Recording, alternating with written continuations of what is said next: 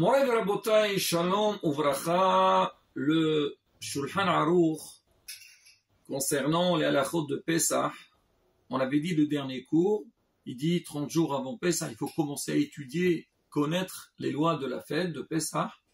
Et le Haga, juste après, il dit au minhag, les halek hitim, on a l'habitude de distribuer du blé aux nécessiteux pour qu'ils puissent préparer les matzot de Pesach. Là, Rabotai, comme on dit dans notre langage d'aujourd'hui, il parle ici, le Haga, de ce qu'on appelle les paniers de Pesach. C'est quoi les paniers de Pesach? On sait tous, Baruch Hashem, dans beaucoup de communautés, on voit les responsables communautaires avec les fidèles de la communauté, on cotise pour préparer des paniers pour donner à ceux qui n'ont pas les moyens pour faire la fête de Pesach. Et sur ça, la bataille, nos sages, ils ont énormément parlé. La première des choses, bon, Baruch Hashem, le Am Israël, on dit Am Israël toujours, on leur demande, ils donnent toujours. C'est vrai, on vient de finir la fête de Purim, c'est une très belle fête, mais c'est une fête dans laquelle on dépense beaucoup d'argent. Il y a beaucoup de mitzvot, on ne va pas refaire les mêmes cours d'avant. Mais en tous les cas, Am Israël l'a donné, et on voit juste après qu'on a fini la fête de Purim, le premier message qu'on nous dit, première halakha, c'est il faut penser à ceux qui sont dans le besoin. Alors, le Zohar HaKadosh, il parle beaucoup de ça, et même dans les écrits, ils disent que l'homme, il doit énormément veiller que son frère, il a de quoi faire la fête. C'est-à-dire, Baruch Hashem, HaKadosh Baruch Hu, il t'a donné un shefa, tu as travaillé, tu as eu une parnassa, mais sache qu'il y a des gens, les pauvres, ils n'ont pas les moyens. Toi, tu dois penser, faire le nécessaire pour que eux aussi, ils puissent donc avoir les moyens pour faire la fête comme tout le monde. Alors il dit que c'est marqué Ainehem, chez l'anisrakim, les gens, les nécessiteux, leurs yeux, ils visent ceux qui ont les moyens qui vont leur donner. Et il dit leur allez, non. Si quelqu'un il est ma'alim aïn, hasbi shalom, quelqu'un qui ferme les yeux et fait semblant qu'il n'est pas au courant de ça, ou il ne veut pas donner, là-bas il dit des phrases qui ne sont pas réjouissantes. Pour dire que quoi? Que chacun, il doit savoir que c'est vrai, même si on dit on a travaillé, on a gagné de l'argent, c'est notre argent, mais il faut savoir qu'il y a aussi dans notre argent, il y a une partie qui doit aller pour ceux qui sont dans le besoin. Surtout, quand on va parler de la fête de Pessah. On sait très bien, la fête de Pessah, c'est une fête où il y a beaucoup de dépenses. Ce matin, seulement, quelqu'un il vient me voir, il m'a dit, alors vous avez commencé à préparer pour les paniers de Pessah et tout. Il m'a dit, il faut savoir que cette année, c'est pas du tout évident. La vie, elle est devenue très chère. C'est vrai, on le voit partout dans le monde. Et les pauvres, ceux qui sont dans le besoin, ça va être encore plus difficile que d'habitude. Et là, Ashrechem Israël, ça veut dire, les gens, ils savent, avant qu'on va leur demander, on va leur dire, écoutez, il faut donner, eux-mêmes, ils viennent à ce qu'on peut donner, et ça il faut qu'on donne plus que d'habitude. Et c'est ça, la qualité d'Am Israël. On dit, Rahmanim, Baishanim, Gom le Hasadim. Ils sont miséricordieux, ils ont la boucha, la honte, et Gom le Hasadim. Et ça, le fait qu'on vit dans ça, on fait les efforts nécessaires, Bezat Hashem, Akash Baruch il donne. De toute façon, tout ce qu'on gagne, c'est une bracha d'Akash Baruch. Hashem, il voit que nous, on a donné, alors lui aussi, il va nous rendre. Mais même sur ça, il y a des règles. On dit que quand tu vas donner, il faut commencer par les habitants de la ville. C'est une règle connue. On dit toujours quand quelqu'un il va donner de la sdaqa, il faut savoir, il faut commencer par les gens qui sont plus proches. Si tu sais, tu as des gens proches qui sont dans le besoin, il faut commencer par eux. Ça ne veut pas dire qu'il ne faut pas donner aux autres, mais aussi il faut penser à ceux qui sont proches à toi. Et là, la bataille, j'ouvre une petite parenthèse, même que ce n'est pas du tout lié avec ce qu'on est en train de dire. Malheureusement, ça arrive que les gens, Baruch Hashem, ils donnent. et des fois ils s'oublient. C'est que ils font le nécessaire pour que les autres puissent faire une bonne fête, et après chez eux à la maison, leur alléno, on sent il n'y a rien du tout. Soit parce que les enfants, ils sont pas dans la voie de la Torah, ou leur alléno eux-mêmes, avec un petit peu, parce que, comme on dit, ils cherchent la petite bête, des fois ils gâchent toute la fête, ils dépensent énormément d'argent, et ils ne profitent pas de cet argent-là. Ils ne profitent pas de tout ce qu'ils ont préparé. Au contraire. Et ça, la beauté, c'est un travail qui doit se faire. De la même manière qu'on dit, on doit connaître les halachot pour bien faire, là aussi, il y a un travail qui se fait.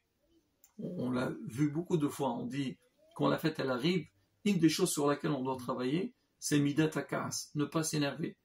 Le Yitzhara, quand il voit Am Israël, il va faire des bonnes actions, il veut gâcher, il veut le casser. Qu'est-ce qu'il fait? Il met toujours des petits pépins soit dans le foyer, ou des fois même à la synagogue, et à la fin, le goût de la fête, il part. Non, il faut être hacham, bien se préparer à ce beau événement.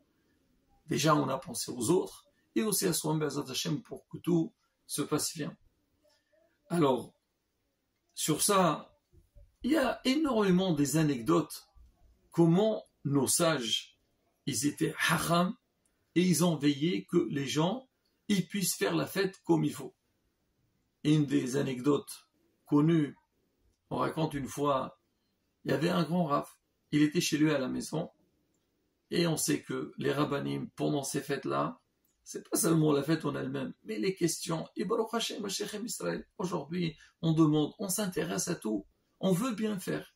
Et Baruch Hashem, les rabbanim, ils sont à l'écoute, et ils essayent d'aider. Donc, tout celui qui a besoin. Alors, il y a quelqu'un qui vient nous voir, il dit que Vodarav, voilà, c'est la fête de Pessah, et on sait que Pessah, il faut boire les 4 verres, les matzot et tout et tout. Il lui a dit, Rav, est-ce que on peut faire les 4 verres de Pessah avec du lait? Pour lui, une boisson, est-ce qu'on peut faire avec du lait? Et bien, c'est une question, beaucoup, même le Shabbat, avec quoi on fait le kiddush, le vin, l'alcool, certains ils veulent faire avec du... Bon, il y a des halachot. Et lui, il a demandé, le but c'est quoi? C'est voilà, prendre un verre et, comme on dit, se rappeler de la Géoula. Alors le Rav, il entend, il dit à sa femme, écoute, tu prends, le Rav, il avait une caisse donc pour donner pour les nécessiteux. Il lui dit 100 euros, moi, on va dire un exemple, donne-moi 500 euros, il prend 500 euros, il dit au monsieur, tiens, va acheter avec ça du vin, comme ça tu fais la misva avec du vin. Le monsieur reçoit 500, il était content, il est parti. La femme, elle voit le Rav, elle dit, Rav, j'ai pas compris. Il t'a posé la question, est-ce qu'on peut faire kiddush avec du lait?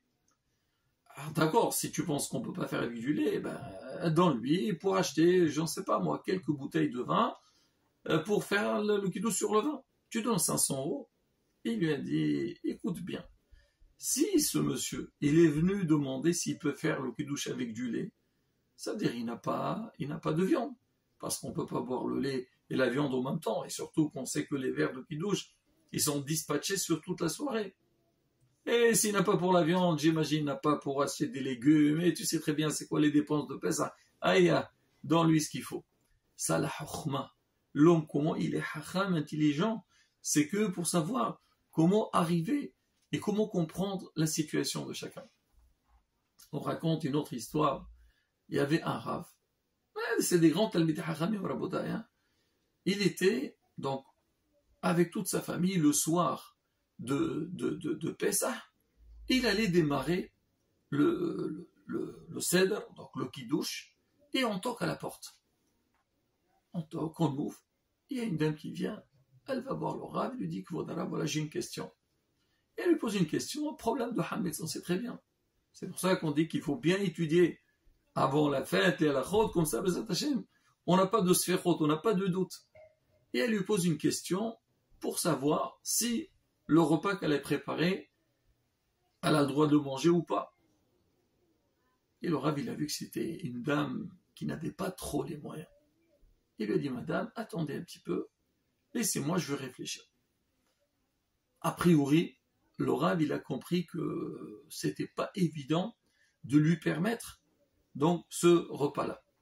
Le Rav, il est entré dans sa bibliothèque, il a commencé à étudier, analyser, chercher si on peut permettre ou pas. Toute la famille était là, on attend, bon, c'est comme ça, le Rav, il est sollicité. À un moment donné, il y a un de ses petits-enfants, donc certainement sa maman lui a envoyé, il entre voir le Rav. Son grand-père, il lui dit, Pépé, ben si c'est interdit, c'est interdit. Il est déjà, regardez, ça fait presque plus d'une heure que vous êtes en train de chercher tout ça. Qu'est-ce qu'on fait? Alors le Rav lui répond, il lui dit, dis-moi, est-ce que si jamais je veux interdire ça, comme on dit avec facilité, j'aurai le goût, moi, de manger ce soir, sachant que cette mesquena, cette dame, elle n'a pas de quoi manger? Non, mon fils. Si c'est interdit à 100%, ben interdit, c'est interdit. Mais il y a lieu de chercher. Peut-être je pourrais trouver une solution pour lui permettre. Le petit, il entend ça, il baisse la tête, il va voir la famille. Et quelques minutes plus tard, le Rav, il saute de joie. Cachère, cachère, cachère. Il sort dehors, il dit à la dame, Madame, allez-y, vous pouvez donc manger, il n'y a aucun problème, c'est permis, c'est cachère sans aucun problème. Il a eu une grande simha, il a le Rav, il dit à sa famille, allez-y, voilà, maintenant on peut commencer. Alors il n'y a pas, Baruch Hashem, nous on a de quoi faire la fête, il faut aussi penser aux autres. Et c'est ça la bataille, ça c'est un messer qui est très très fort dans la vie. D'accord, Baruch Hashem, Hashem il t'a donné, bien sûr il faut remercier Akadosh Baruch, mais il faut savoir aussi, Hashem nous a donné parce qu'on est ses messagers pour aider. Et si nos sages, ils mettent le point dessus, première halakha de Pessah, c'est faire soigner les halek, les matzot, le besoin des nécessités pendant la fête, barabotai, il ne faut pas hésiter.